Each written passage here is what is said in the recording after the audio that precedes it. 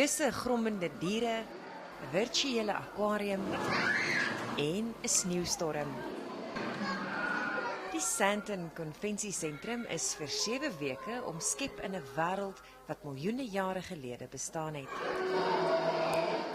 Die diere is almal in Argentinië gemaak en is nou in Suid-Afrika.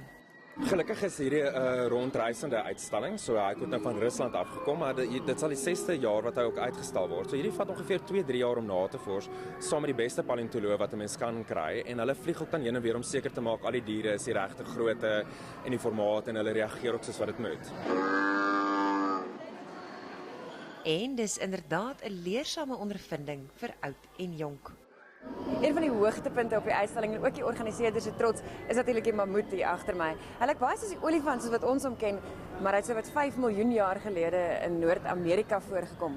Dit is een van die enigste soogdiere op aarde wat gekloon kon word omdat sy genetika so goed bewaar is. En in geen leeftyd gaan die diere ooit weer gewaar word nie.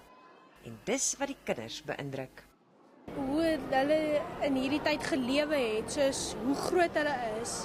Want die diere wat nou in ons tyd vandag is, hulle was nie soos hierdie nie. Daar was olifante wat ek gesien het. Ons het foto's geneem en dit was reg baie lekker.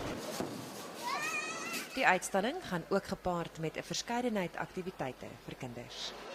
As jy nie hierdie wintervakansie weet wat om met jou kinders te doen nie, bring hulle gerus na die uitstalling toe. Die uitstalling is elke dag oop van 9 tot 6 en sluit op die 8ste Augustus. Anina Pens, Enies, Johannesburg.